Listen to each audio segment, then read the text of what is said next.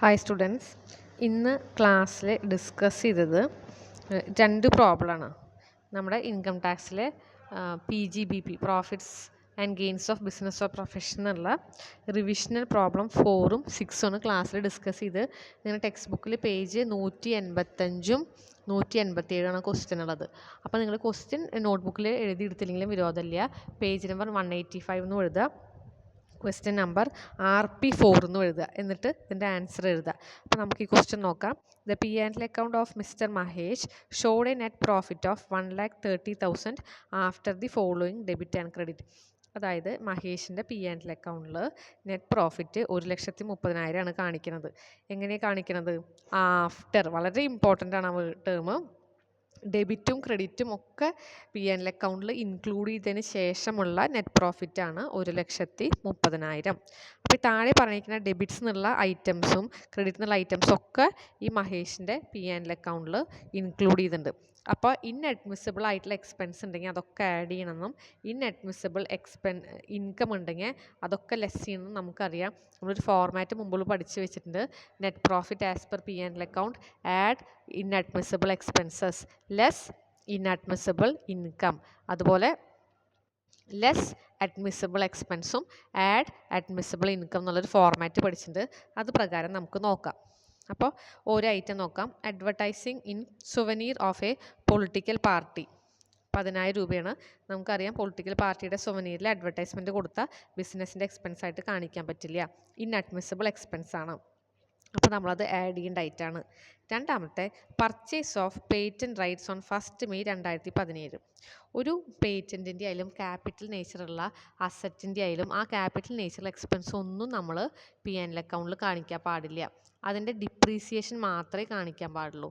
അപ്പോൾ പേറ്റൻറ്റിൻ്റെ ഡിപ്രീസിയേഷൻ അത് 25% ആണെന്ന് മുമ്പത്തെ ക്ലാസ്സിലെ ബ്ലോക്ക് ഓഫ് അസറ്റ്സ് പഠിക്കുമ്പോൾ നമ്മൾ പഠിച്ചിട്ടുണ്ട്. ഓൾ ഇൻടാഞ്ചിബിൾ അസറ്റ്സിൻ്റെ ഡിപ്രീസിയേഷൻ 25% ആണ്. അത് പ്രകാരം ഇവിടെ 1,00,000 രൂപയുടെ 25% 25,000 രൂപ ഡിപ്രീസിയേഷൻ മാത്രമേ അലോ ചെയ്യാൻ പറ്റുള്ളൂ. ആ 25,000 പകരമാണ് നമ്മൾ 1,00,000 രൂപ ഇവിടെ എഴുതിയേക്കണം പേറ്റൻ്റ് എന്നുള്ളത്. അപ്പോൾ 1,00,000 നിന്ന് 25,000 കഴിച്ച് ബാക്കി 25,000 രൂപ ഇൻഅഡ്മിസിബിൾ എക്സ്പെൻസ് ആണ്. അത് നിങ്ങൾ ആഡ് ചെയ്യേണ്ട ഒരു ഐറ്റാണ്. Salary and bonus to staff നമുക്ക് അലോ ചെയ്യാൻ പറ്റുന്ന എക്സ്പെൻസ് ആണ്, ഒന്നും ചെയ്യേണ്ട ആവശ്യമില്ല. ട്രാൻസ്ഫർ ടു റിസർവ്, ഒരു റിസർവിലേക്കും ഒരു പ്രൊവിഷനിലേക്കും പ്രൊവിഷനൊക്കെ മാറ്റി വെച്ചിട്ടുണ്ടെങ്കിൽ അതൊന്നും നമുക്ക് അലോ ചെയ്യാൻ പറ്റില്ല, ഇൻഅഡ്മിസിബിൾ എക്സ്പെൻസ് ആണ്, ആഡ് ചെയ്യേണ്ട ഐറ്റാണ്. പ്രൊവിഷൻ ഫോർ ഗ്രാറ്റുവിറ്റി, ഒറ്റ ടൈപ്പ് പ്രൊവിഷൻ നമ്മൾ അലോ ചെയ്യില്ല. ഗ്രാറ്റുവിറ്റി പെയ്ഡ് ആയിരുന്നെങ്കിൽ അനുവദിച്ചേനെ, പക്ഷേ പ്രൊവിഷൻ ഫോർ ഗ്രാറ്റുവിറ്റി അനുവദിക്കാൻ പാടില്ല. അതുപോലെ ടാക്സിൻ്റെയും പ്രൊവിഷനൊന്നും അലോ ചെയ്യാൻ പാടില്ല, അതും ആഡ് ചെയ്യേണ്ട ഐറ്റാണ്, ഇൻഅഡ്മിസിബിൾ എക്സ്പെൻസ് ആണ്. ഇനി ക്രെഡിറ്റിലുള്ളത് profit on sale of investment, അല്ലേ, ബിസിനസ്സിൻ്റെ ഇൻകം അല്ല, ഇൻവെസ്റ്റ്മെൻറ്റ് കിട്ടിയ കാശ്, അപ്പോൾ അത് ഇൻഅഡ്മിസിബിൾ ഇൻകം ആണ്. Dividend from cooperative society, അതെന്തല്ല, ബിസിനസ്സിൻ്റെ ഇൻകം അല്ല. Then bad debts recovered 6,000 not allowed earlier.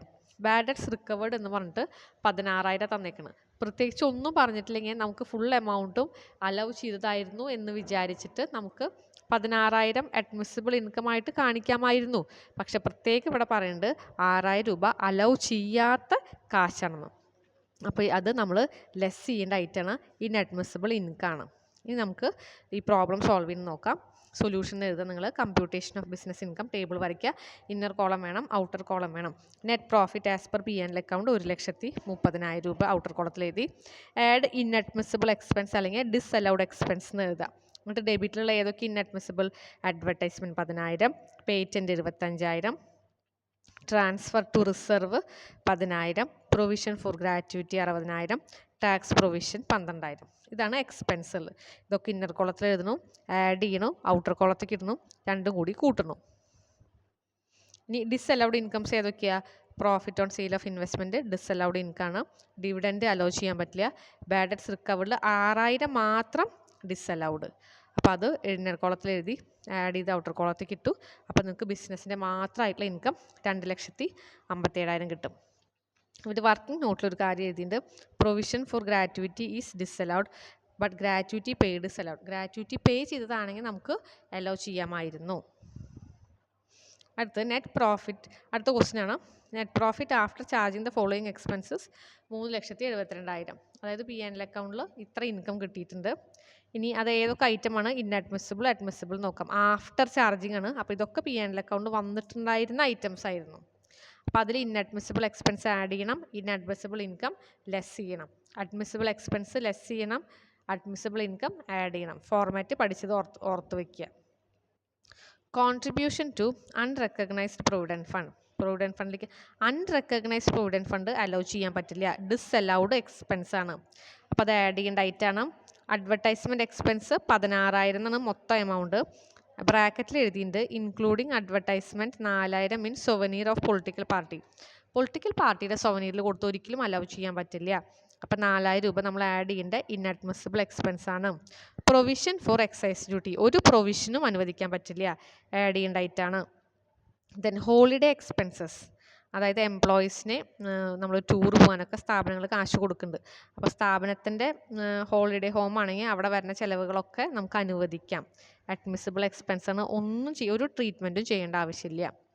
Insurance premium on health of employees, എംപ്ലോയീസിൻ്റെ ഹെൽത്തിൻ്റെ മുകളിൽ ഇൻഷുറൻസ് എടുക്കുന്നത് ബിസിനസ് സ്ഥാപനത്തിൻ്റെ ആവശ്യമാണ്. ആ എക്സ്പെൻസ് നമുക്ക് അലോ ചെയ്യാം. Interest four late payment of sales tax, sales tax late ആയിട്ട് വരണ ഇൻട്രസ്റ്റ് ആണ്, അത് നമുക്ക് അനുവദിച്ച് കൊടുക്കാൻ പറ്റും. ദെൻ പ്രൊവിഷൻ ഫോർ ടാക്സേഷൻ, ഒരു പ്രൊവിഷനും അനുവദിക്കാൻ പറ്റില്ല എന്ന് നമുക്കറിയാം. അപ്പോൾ അതുകൊണ്ട് ആ എമൗണ്ട് 23,000 രൂപ നമുക്ക് കാണിക്കാൻ പറ്റില്ല. പിന്നെ ആൻസർ നോക്കാം. നെറ്റ് പ്രോഫിറ്റ് 3,72,000 ഔട്ടർ കോളത്തിൽ എഴുതി. ഇൻഅഡ്മിസിബിൾ ആയിട്ടുള്ള എല്ലാ എക്സ്പെൻസും ആഡ് ചെയ്തു. Contribution to unrecognised provident fund, advertisement in souvenir of political party 4,000 രൂപ മാത്രമേ എഴുതേണ്ട ആവശ്യമുള്ളൂ കേട്ടോ. ബാക്കിയുള്ള എമൗണ്ട് അഡ്മിസിബിൾ ആണ്. Provision for excise duty 26,000, provision for taxation 23,000. എല്ലാം എഴുതി ടോട്ടൽ ചെയ്ത് ഔട്ടർ കോളത്തേക്ക് ഇട്ടിട്ട് രണ്ടും കൂടി കൂട്ടിയിട്ട് 4,65,000. അപ്പോൾ holiday house expense related to holiday home maintain by the company, hence allowable ആയിട്ടുള്ള ഹോളിഡേ ഹോം കമ്പനിയുടെ ആണെന്നുള്ള ധാരണയിൽ നമുക്ക് അത് അലവബിൾ എക്സ്പെൻസ് ആയിട്ട് കാണിക്കാം. ഈ 2 പ്രോബ്ലമാണ് ഇന്ന് ചെയ്തത്. നിങ്ങൾ ഇത്രയും നോട്ട്ബുക്കിൽ ചെയ്യുക.